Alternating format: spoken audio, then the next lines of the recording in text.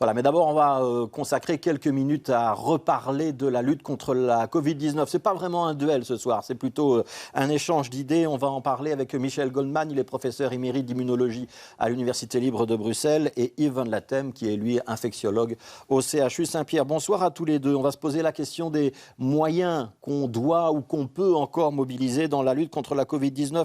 D'abord, peut-être un point sur la situation avec vous, Yves Van Latem. On n'en parle plus beaucoup de la Covid-19. Mais il y a quand même toujours des contaminations et il y a toujours des décès, une vingtaine de décès par jour, si j'ai bien lu les statistiques aujourd'hui. Ça veut dire que c'est plus dans nos top priorités, dans nos top préoccupations, mais qu'on a peut-être tort.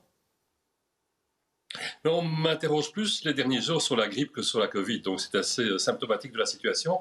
La Covid continue à augmenter, ça se ralentit peut-être un petit peu, on augmentait de 25%, on augmente plutôt de 15 ou 20% pour l'instant. Les hospitalisations ont toujours en jour par rapport aux 7 jours précédents, 10 à 15% d'augmentation. Mais comme vous l'avez souligné, la mortalité stagne et c'est bien sûr malheureux puisqu'on doit déplorer encore une vingtaine de morts par jour et l'occupation des soins intensifs très lentement diminue à un plateau aux environs des 160, 170 lits actuellement. Donc il faut toujours en tout cas considérer que l'ennemi est présent, même si, comme on l'a dit, on a un peu poussé là aussi. On espère que ce sera la même chose à l'Est sur le bouton pause. Oui. Est-ce qu'on peut faire un petit profil, notamment des personnes qui restent à risque, et notamment de ceux qui sont en soins intensifs ou qui décèdent en ce moment? Il y a un profil type ou c'est très variable?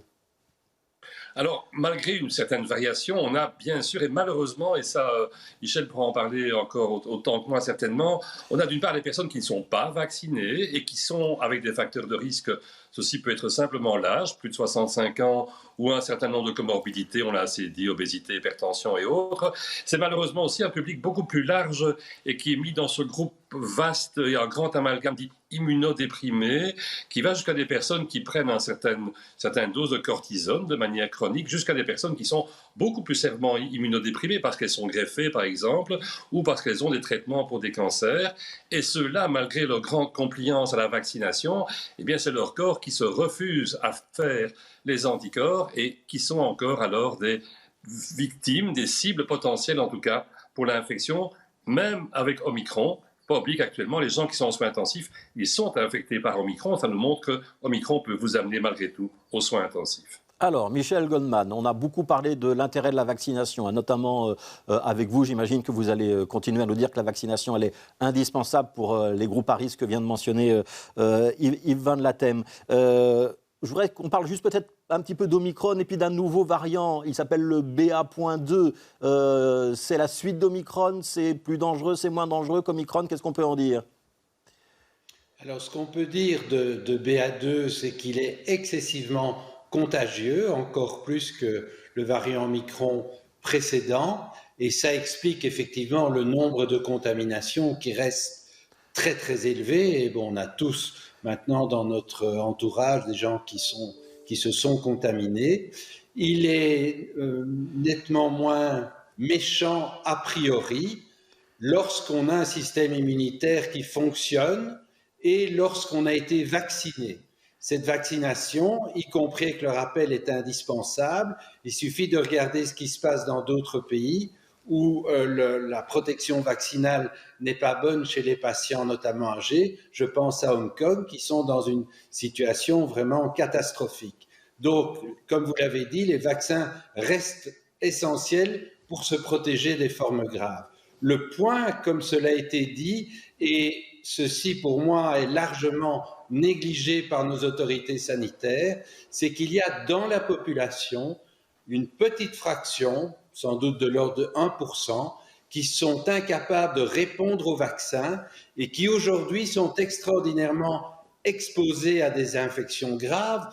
Pourquoi? Parce que nous savons tous que les mesures sont relâchées, on ne porte plus le masque, donc ces gens-là, ils doivent en fait rester isolés pour, disons, éviter une infection qui pour eux peut être fatale. Et donc c'est ça, disons, le combat qu'on mène, c'est que l'on prête plus d'attention à cette fraction de la population, très minoritaire, c'est pour ça qu'on n'en parle pas, mais qui peut payer un lourd tribut à ce nouveau variant. Ouais. Yves Van Latem, il y a eu une étude, hein, elle a été publiée hier sur le fait qu'on respectait de moins en moins les gestes barrières. Et on peut tous observer autour de nous qu'ils ont presque disparu dans un certain nombre de cas.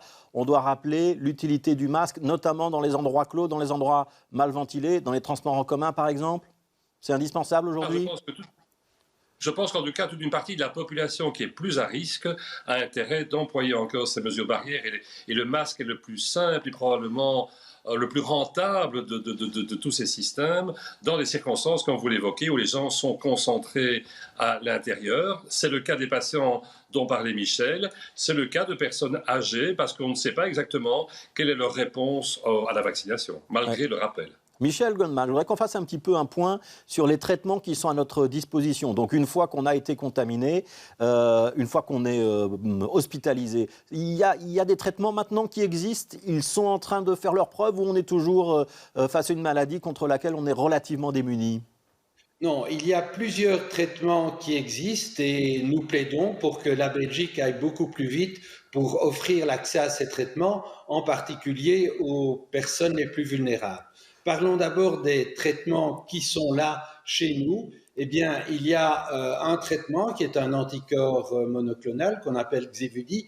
Le problème, c'est qu'il n'est pas actif contre le variant BA2. Et aux États-Unis, on recommande d'ailleurs d'arrêter l'administration de cet anticorps lorsque le variant BA2 est dominant, ce qui est le cas chez nous. Alors, il y a, disons, d'autres possibilités. Lorsqu'on fait le diagnostic et que l'on traite rapidement, il y a un médicament qui est disponible chez nous, qui est donné par voie intraveineuse, donc à l'hôpital, c'est le Remdesivir.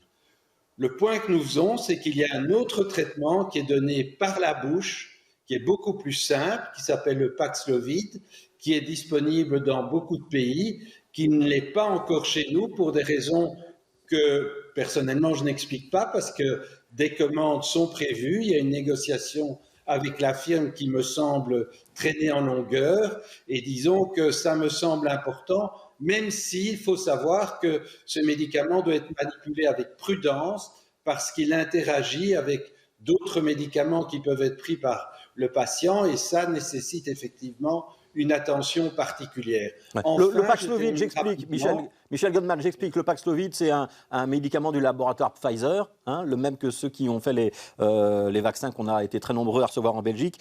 On en a commandé 10 000 doses en Belgique. Si je suis bien informé, il y en a 500 000 doses qui ont été commandées en France. Est-ce qu'on n'a pas été assez volontaire pour avoir ce médicament ? C'est ça que vous êtes en train de nous dire ? Non, je pense qu'il faudra voir. Je pense que ce que je suis en train de dire, c'est qu'on a décidé de le commander. Je ne comprends pas qu'il ne soit pas encore là parce que, disons, le déploiement de ce médicament ne sera pas si simple. Il faudra expliquer les bonnes indications. Il faudra expliquer aux médecins comment l'obtenir pour leurs malades. Le nombre de doses nécessaires, je pense qu'aujourd'hui, c'est difficile de le dire avec précision, d'autant que c'est le point que je voulais faire, c'est qu'il y a un autre traitement qui, lui, permet de prévenir l'infection, qui s'appelle l'Evusheld. C'est une combinaison d'anticorps qui vient d'être approuvée par l'Agence européenne du médicament, qui est donnée en France depuis la mi-décembre 2021. Là encore, il y a des doses qui ont été commandées et j'espère maintenant que l'Agence européenne du médicament les a approuvées, qu'on va les déployer parce que ça va permettre de protéger ces patients très vulnérables qui ne répondent pas au vaccin. Donc voilà, si je vous comprends bien, il y a quand même des traitements qui donnent un petit peu d'espoir pour le traitement des personnes contaminées une fois qu'on arrive à l'hôpital. Yves Van Latem, je voudrais vous interroger sur l'Espagne. L'Espagne a décidé que finalement le Covid, dans les semaines à venir, ça allait être considéré comme une grippe et que donc on pouvait laisser tomber les gestes barrières et un certain nombre de mesures qui avaient été prises là-bas. C'est un bon scénario où les Espagnols sont exagérément optimistes? Actuellement, les Espagnols gardent un certain nombre de précautions, hein, question quarantaine et autres. Tout n'est pas encore totalement tombé, mais ils vont dans une direction qui n'est pas très différente de la nôtre et la plupart des pays occidentaux. C'est de se dire qu'à un certain moment, et c'est un peu trop tôt ou pas, toute la question est là, il va falloir vraiment vivre avec ce virus, cesser de frotter toutes les personnes qui ont mal de gorge ou un peu mal de tête, ce qui est une dépense considérable, et il faudra continuer à avancer.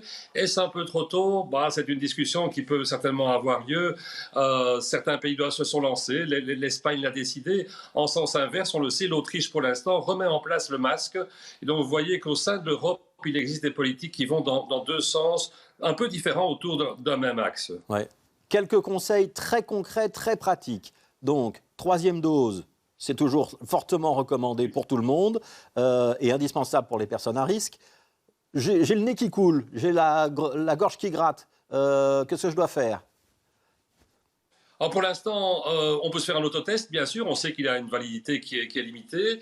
Si on est proche d'un public à risque à cause de sa famille et autres, je pense qu'il faut toujours essayer d'avoir un test PCR pour l'instant, et c'est encore une recommandation. Mais on n'a plus de quarantaine à avoir. On doit simplement se protéger. Et si on est vraiment malade, effectivement, à ce moment-là, bien sûr, il faut avoir le respect des autres et il faut s'isoler. Ouais, et se dire qu'on va être un petit peu comme les Japonais, se dire tiens, j'ai le nez qui coule, je mets un masque.